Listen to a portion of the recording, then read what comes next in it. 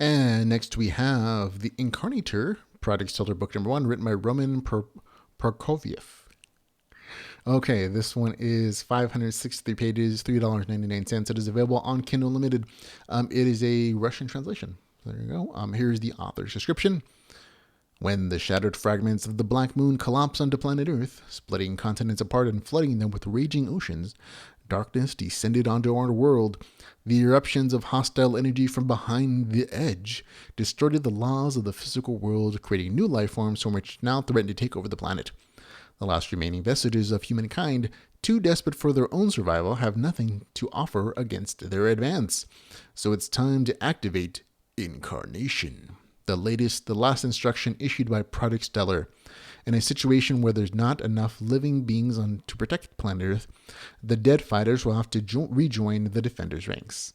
Okay, this story from the cover, you could probably not tell at all what this is. Like, that scene on the cover is like an end scene in this novel. And it doesn't really do a good job of even describing what this story is, which is unfortunate because it's actually quite a good story.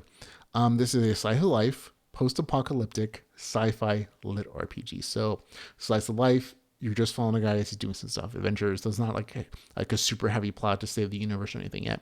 I think that's something that's going to be developed later in the series. But for now, you're really just kind of following him as he enters this world, as he figures out the rules, what's happening, as he gains powers and progressions and kind of explores the world. It's very slice of life.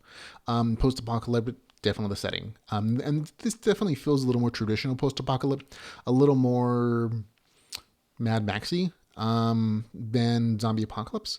And sci-fi. This is definitely heavier on the sci-fi than other stories that I've read. A lot of sci-fi elements, guns, cyborgs, mutant variations, a bunch of cool things like that. And it is definitely an RPG. The main character wakes up without a memory of his past and is a ghost-like entity that can possess a recently deceased body as his own. That alone is a very unique system and mechanic. I really liked it. The setting is definitely more post-apocalyptic than most post-apocalyptic sci-fi. The main character starts with futuristic guns and armors. He fights mutated monsters, aliens, and augmented humans in a destroyed cityscape. He uses tech and modern items. He also has the ability to upgrade his host body using Azure, which is, I guess, the story's variation of experience points or like mana or whatever, and the genetics of the monsters he kills while he tries to survive in this new world and unravel the mystery of what happened to humanity and how he's supposed to restore it.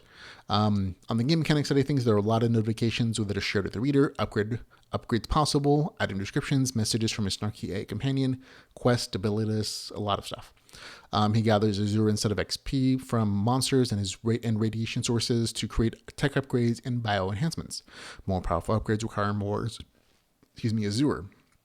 When the main character dies, he can spend Azure to bring his host body back to life, or he has to find a new host body to start over, gathering resources and upgrades. So it's like respawning versus starting a new character, which I thought was a really interesting mechanic. It's not utilized to the maximum potential, I think, in this particular first book. It might be something is used to create longevity if this is a longer running series. Again, this is a translated series, so it might already be written completely in Russian. And it's just being translated now, but there are some interesting potentialities within the system. Overall, I had a good time with it. It really was. This is a very action-focused story. Again, it follows the main character as he tries to figure out the world, gets in tons of fights, how he decides to collect more Azure for upgrades, and it peels back the world lore and how the world got into such a terrible state and how he's tied to it. There are hints with bigger things in the series potentially, but these are series things like factions, intrigue, other large plots. But for the most part, again, this is in the first book.